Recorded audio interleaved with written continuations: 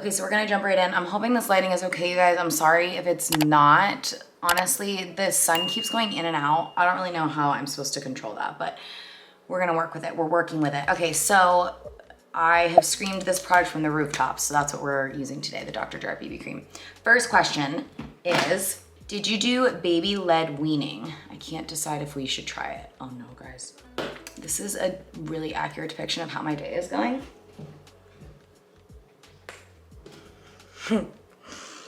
Okay, hold please. I just sprayed Dawn Power Wash on my shirt. I'm leaving my shirt on. I don't care. Okay, so put this on the back of your hand. That's my advice. That's my mom advice. Don't be stupid. Okay, anyway. Sorry, did you do baby-led weaning? I can't decide if we should try it. Guys, I don't know what that is, so I need to do a quick Google search. Approach to adding complementary foods to a baby's diet of breast milk or formula. I don't think I did this, guys. I don't think I did that. I'm sorry, I can't be more helpful. We started giving him food. We started giving Logan food. I feel like, oh my God, I wish I could remember. I literally don't remember when we did half the stuff we did. We transitioned him from breast milk to formula at 6 months. I breastfed for 6 months. And then I'm trying to remember if we did food while we were bottle feeding him. Yeah, I think around like 8 months we started giving him food, but we gave him like puree food and anything that was like really, really soft. Like we let him try that. And then I guess that's just kind of how we started introducing foods to him. So we were doing foods and bottles, and we're still kind of doing one bottle a day still, and it's at night, but it's whole milk. So we had to transition him from breast milk to formula, and then formula to whole milk, and obviously adding regular food in too. So where we're at now is 1 bottle a day at night before his book, before bed, just so that he gets enough milk, because he doesn't drink enough milk during the day on his own, so we still give him 1 bottle. And then other than that, he's just drinking milk and water throughout the day with regular foods, like full adult foods now, which is wild. When did he start walking? I feel like he started walking around 9 months, if my memory serves me correct. And as I'm saying that, that's sounding right. So he wasn't taking like he was taking full steps, but he wasn't like walking around. He was still crawling most of the time, but he did take a few steps. So we just like practiced with him every day, and he picked it up really quick. So now he is like running around. It's crazy. I'm always yelling at him to go slow because we've had a few like, you know, kicking the little soccer ball around in the driveway face plants to like the big cut raspberry on his. I mean, is this serious? Like, is this God telling me not to film today? This is outrageous. There's an airplane, the sun. I'm just giving you guys a realistic look into my life right now. I should be in a beauty room. I'm so annoyed because I was dying to get this freaking house so that I'd have a beauty room, and it's still like I haven't had time to do it. So it's just over there, and I'm still working in my bedroom, and I'm just annoyed about it. So that's a little life update as well. I don't even remember what I was talking to you about. And I'm slowing him down, yes. And what I was saying was there has been a couple instances where he's been running on the driveway and smashed his head. So that's been really fun. So now I'm like, obviously, you know, helicopter mom, like running after him like this to make sure he's slow and not hurting himself. So yeah, he's 14, almost 15 months. So everyone has said 18 to 24 months, or even like starting into like 15 months is like the best age. So I'm very excited. I can already tell though right now he's at such a fun age because he is just chatting and has such a little personality, and it's the cutest thing ever. Okay, it doesn't look like there's another cloud in the sky, so the light's probably gonna be like this. We're working with it. We're not letting anything get us down. We are pushing through. Okay, the next question is, what is in your diaper bag? Updated must-haves. I have a newborn must-haves video, I think, yeah, up on my channel. So I could definitely do an updated one, but honestly, it would be probably for like a 14-month-old as opposed to a newborn. So I could definitely do that. But honestly, I'll tell you right now, it's just diapers, wipes, a change of clothes or 2, diaper cream, and then I throw in like his water bottle, snacks, and that's it. It's really nothing groundbreaking, so I don't know how interesting that would be to you. Okay, biggest challenge with him at the moment. We are right now at this moment, the most challenging thing is we are transitioning him, or he's pretty much fully transitioned to 1 nap from 2. He was really fighting that second nap of the day, and he was not ready to go to sleep when he normally would. So his previous schedule was wake up around 7:15, 7:30, and then go down around 9:30. And then he'd wake up at 11, and then he'd go down for another nap around 2:30. So those times were getting like stretched a little bit more, and he was really fighting the second nap. So we were like, okay, it might be time to try and transition him to 1 nap. And I just feel like no one, okay, we're over on my bed because my camera just overheated because it's so freaking hot from the beating sun. I mean, this video is literally a joke. I'm gonna try and zoom you in so you can see my face a little bit better, but I feel like this video is not really meant for the makeup anyway. I'll link everything I'm using below, but it's really just a chatty get ready with me. So that's what we're gonna continue doing today. So anyway, as I was saying, I feel like no one really prepares you or talks about how the transition from 2 naps to 1 is literally miserable. It's really hard. Yes, I'm doing a second blush. I was not anticipating it. I didn't really even ever think about it until Logan had to go through it, and it is tough because they get so overtired because it's almost like he's not ready for 1 nap, but he's too old for 2 naps. So he's like right in between, or he was the last couple of weeks. And now that we're fully transitioned, he's like, okay, so today, for example, was the first day he's done this. It was amazing. I put him down like at 11, like I think I went in his room around 10:50 and we read a book, but he was sitting on the couch with me, literally falling asleep on the couch. And I was like, oh, it's time. But we were thinking like our time for our 1 nap a day was gonna be 11:30, but it was earlier than that. But I was like, he's literally falling asleep on the couch. Like, I need to put him down. So I put him down and I was like, oh, this probably isn't gonna be good because he's probably gonna wake up in an hour and a half. So that means he's up at 12:30, and then he has to stay up from 12:30 to 7, which is bedtime. And that is so freaking long for him. So if you are like, if you know nothing about babies or kids, the wake windows are the thing that you're worried about the most because they can't stay awake for so many hours. Like the longest Logan has probably ever been awake is like 6 hours at a time. So, I mean, maybe he's done other things like randomly, but you don't want, if we're doing 1 nap a day, we don't want him to wake up at 12:30 because then we're screwed. He's gonna be so miserable around like 5 and wanna go to bed, but we can't put him down for a nap at 5 because then he's not gonna be tired enough for dinner, for bed at 7. So the most amazing thing happened today where I put him down right at 11 and he slept until 1:30. 11, 12:30, wait, 11, 12, 1. That's 2.5 hours. I already knew that, but I had to do the math just to double check. 2.5 hour nap, that is literally the dream. Like a 1 nap day is really only amazing if they sleep for a long time in the middle of the day. So I'm very happy. I feel like I'm sure we'll have a few days where, you know, we still aren't perfect like we were today with this transition, but the last couple weeks have been rough with that. And even to the point where like he was waking up in the middle of the night because he was so overtired from being awake all day. And this is another thing that I feel like a lot of like non-parents don't know.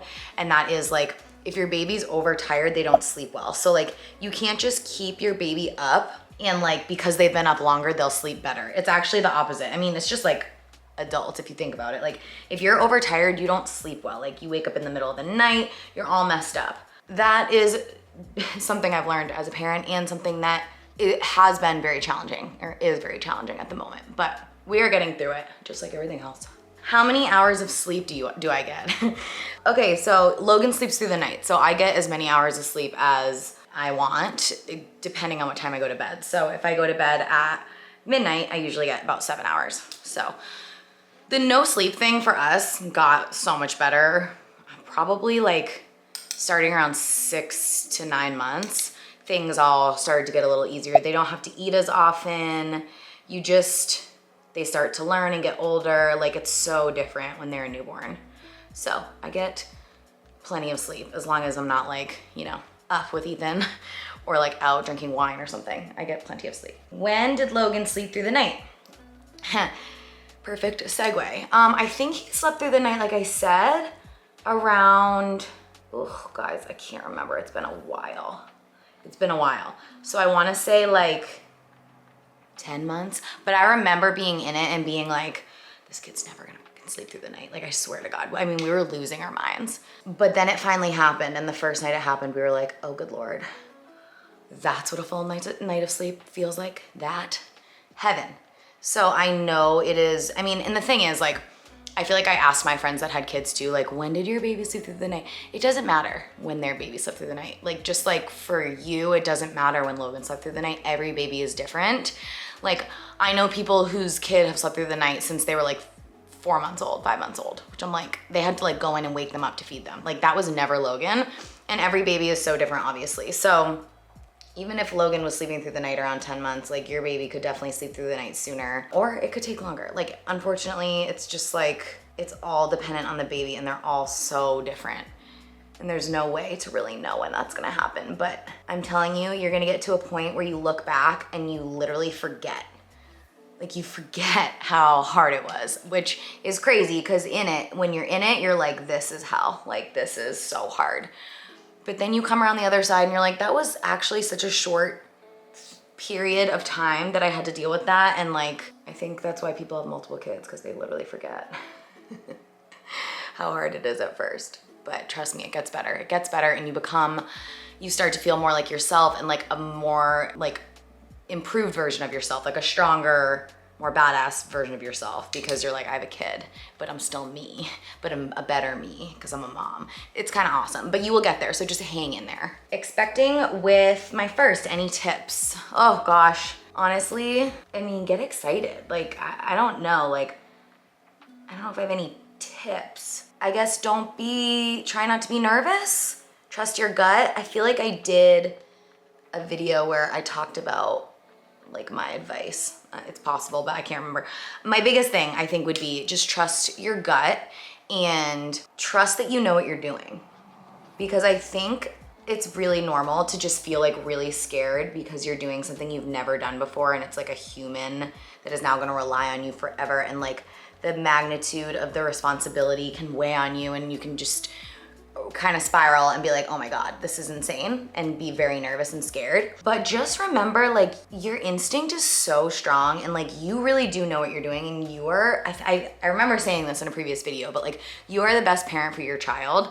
You're gonna be able to give them exactly what they need, and you're gonna know what that is. Not all the time. That's really tough with Logan right now too. Like, he can't communicate. He's saying words, but not like talking. He can't like always tell us what he wants. So, but anyway, I digress. You have this instinct in you that you don't even know exists yet because it hasn't been tested, it hasn't happened. So once the baby gets here, you're just gonna know what they need, and you are the best parent for your kid, and like, be confident in that. Don't be so nervous, like, oh my God, I've never done this, I don't know what the fuck I'm doing. It's like, no one knew what they were doing. Everyone's first kid, you feel the same way. So, and we've been doing this for millions of years. So try not to like stress yourself out too much. That's my tip. Favorite thing about Logan at this age, he's so freaking funny.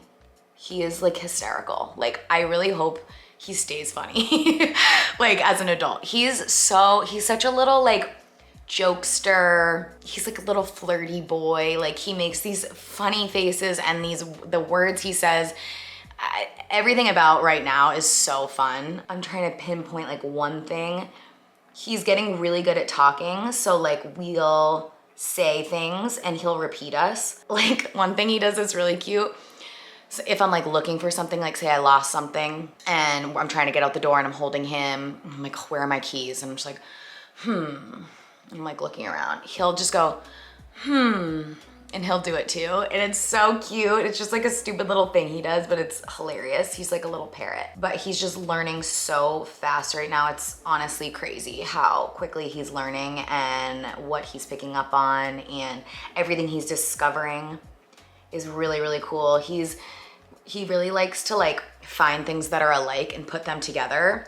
He also really likes, which is the cutest thing ever, he likes when all of his stuffed animals are on top of him. So we'll like put him on the couch and we'll cover him in stuffed animals, and he will love it. Like, and all you can see is his little head sticking out of all the stuffed animals around his body. It's so cute. And then he kicks his legs and messes them up, and we laugh, and like, it's just amazing. So this age is very, very fun. Okay, last question is not really mom related. It says, but birth control recommendations. So I don't have any because I'm not on birth control. I stopped, sorry, I'm zooming you in a little bit more. I stopped taking birth control when we started trying to get pregnant with Logan. and I never went back on it. So I am kind of tracking myself at this point, which I guess is technically considered natural birth control. So I can't really help you there, but I will say, like, I'm kind of out on it right now. Like, I kind of wish I wasn't on it for as long as I was. Okay, so I will say there's this app. I've been wanting to dig into it and use it myself, but I haven't had the time. So if you want, look at this app called Flow. I think it's called Flow. I think it costs money, but obviously it's worth it. Like, birth control costs money too, right? Usually, unless your insurance covers it. It allows you or helps you. It's just so hard to do with lip liner. Putting lip liner on, hold on. Okay, so it helps you track your cycle. And I think it does even more than that. It like tells you where you're at in terms of your cycle all month long. So there's like all these different stages. There's not just like being on your period, not being on your period. There's all these other stages and things that are happening in our bodies throughout the month that I feel like we are just not very well educated on. So, but it also tracks your ovulation and your period. So you can kind of track it that way. And it's supposed to be very cool. I've been meaning to look into it forever. I just haven't had the time. So look into it. And if you do, please let me know, because I want to know how good it is. It's supposed to be great. And like personally for me, like we want another kid eventually. So I'm just at the point right now where I'm like, I really don't want to like put all these hormones into my body and then, you know, go back on the pill, go off the pill. Like for me personally, I just don't feel like it makes sense for me right now. So that's my little birth control TED talk. All right, I'm done my makeup. I'm sorry this video was an absolute shit show, but you guys usually like these ones because they're just a real peek into my life. I have to go do my hair, but I'm gonna film a tutorial. So if you wanna see how my hair looks when it's done and this whole look all together, look on my channel because I will have it up.